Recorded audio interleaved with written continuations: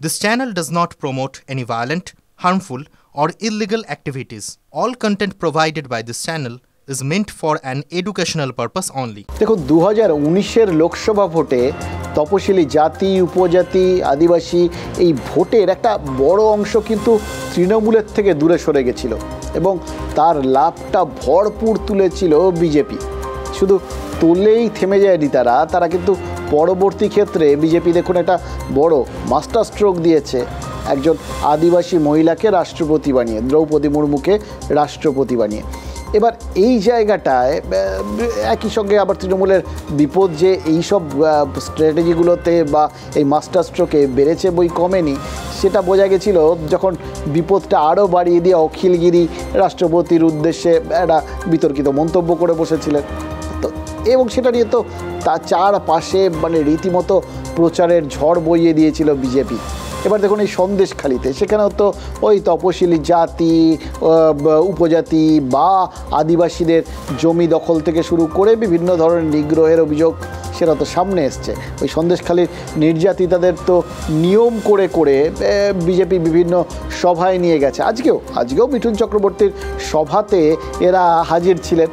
তো এইটা তো প্রচারটা সর্বস্তরের ওই তপশিলি জাতি, উপজাতিদের মধ্যে চলছে। এটাকে মানে কাউন্টার করারও তো নিশ্চয়ই একটা চেষ্টা করবে তৃণমূল, এটা তো বলাই বাহুল্য, তাই না? কারণ কোনো জায়গা কেউ তো বিনা যুদ্ধে ছাড়ে না, তৃণমূলও ছাড়েনি। এবং এক্ষেত্রে লড়াইটা লিড করছেন কিন্তু মুখ্যমন্ত্রী মমতা বন্দ্যোপাধ্যায়। তিনি কি করছেন? তিনি দেখবেন, আপনি খেয়াল করে সাম্প্রতিককালে বিভিন্ন জায়গায় যখন যাচ্ছেন, বিশেষ করে এই আদিবাসী অধ্যুষিত অঞ্চল বা এরকম জায়গাগুলোতে, সেখানে গিয়ে তিনি তাদের সাথে নাচছেন, তাদের সাথে মিশে যাচ্ছেন, নাচ শেষে তাদের জড়িয়ে ধরছেন। সম্প্রতি তো একজন আদিবাসী মহিলা তাদের সমস্যার কথা তাকে বলায় তিনি তার সমাধানের জন্য নির্দেশ দিয়েছেন।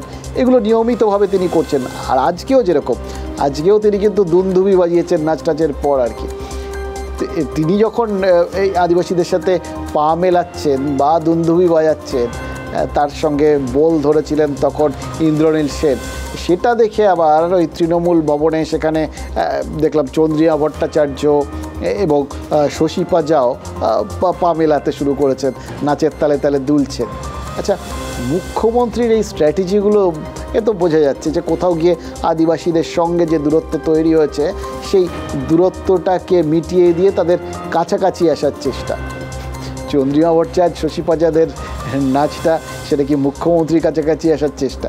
সে যাই হোক, এদের যে প্রচেষ্টাগুলো কিন্তু বুঝিয়ে দিচ্ছে কেউ কোনো জায়গাটা একদম ওয়াক ওভার দিতে রাজি নন।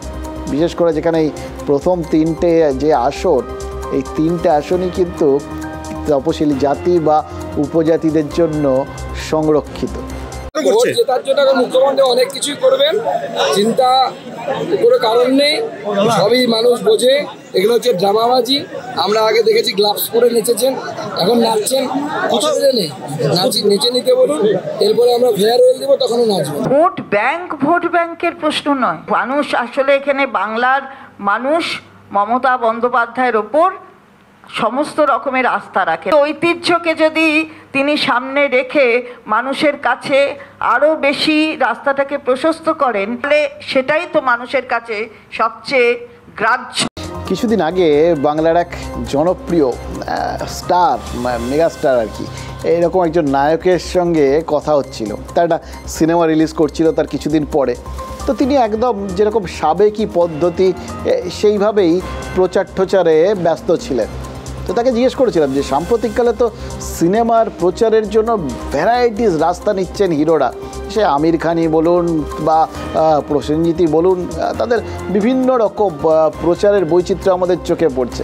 সেখানে আপনি সেরকম বিশেষ কিছু করছেন না কেন? তিনি বলেছিলেন যে আমি একটু ক্লাসিক্যাল পদ্ধতিতে বিশ্বাসী, অর্থাৎ মানুষের মুখে মুখে যেটা ছড়ায় সেটাই হচ্ছে ক্লাসিক্যাল পদ্ধতি এবং সেটাই নাকি সব থেকে বেশি এফেক্টিভ। তিনি সেই জায়গাটার উপরেই ভরসা করেন, সব থেকে বেশি সেটাতেই তার প্রচারটা হয়ে যাক, এই চেষ্টাটা করেন। এই রাজনৈতিক নেতারা, সে আমাদের প্রধানমন্ত্রী হন বা মুখ্যমন্ত্রী, তারাও মনে হচ্ছে এই মুখে মুখে প্রচারের ওপর বিরাট ভরসা রাখেন। এই যে কোথাও গিয়ে সোশ্যাল মিডিয়া ইনফ্লুয়েন্সার বা গেমারদের সঙ্গে ঠিক যে উদ্দেশ্যে প্রধানমন্ত্রী বসেছেন তো এটাই যে তারা গিয়ে তাদের মাধ্যমে, তাদের মুখে মুখে বা তাদের লেখনীর মাধ্যমে বা তাদের কাজকর্মের মাধ্যমে বাকিদের মধ্যে ছড়িয়ে যাবে। ঠিক একইভাবে মুখ্যমন্ত্রীও তো এই যে নাচ করছেন, বাজনা বাজাচ্ছেন, এগুলোর মাধ্যমে মানুষজনের মধ্যে মিশে যাওয়া, মানে এরা বাড়ি গিয়ে বলবেন যে মুখ্যমন্ত্রী আমার কাছে এসেছিলেন, কথা বলেছেন, জড়িয়ে ধরেছেন। অর্থাৎ এইভাবে তারাও গোটা বিষয়টা চারপাশে ছড়িয়ে দেবেন। এইটা কোথাও গিয়ে ওই ক্লাসিক্যাল থিওরি, এবং এই ক্লাসিক্যাল থিওরির মাধ্যমে কি মুখ্যমন্ত্রী মনে করছেন যে এই যা সাম্প্রতিককালে তাদের বিরুদ্ধে নেগেটিভ প্রচার হয়েছে, অর্থাৎ কোথাও গিয়ে এই নিয়োগ দুর্নীতি বলুন বা সন্দেশখালি বলুন, সব কিছু এই প্রচার বৈচিত্র্যে মুছে যাবে? দেখুন, এটা বলাটা খুব কঠিন, তার কারণ রাজনৈতিক নেতারা কি ভাবেন বা কি বলেন সেটা তো দেবা না জানন্তি কুত মনুষ্য, ভগবান জানতে পারে না, আমরা কোত্থেকে জানবো। কিন্তু বোঝার চেষ্টা আমরা একটা করতে পারি, আর সেটা বুঝতে গেলে কিছু কথা তো বলতেই হবে, যে কথাগুলো না বললেই নয়।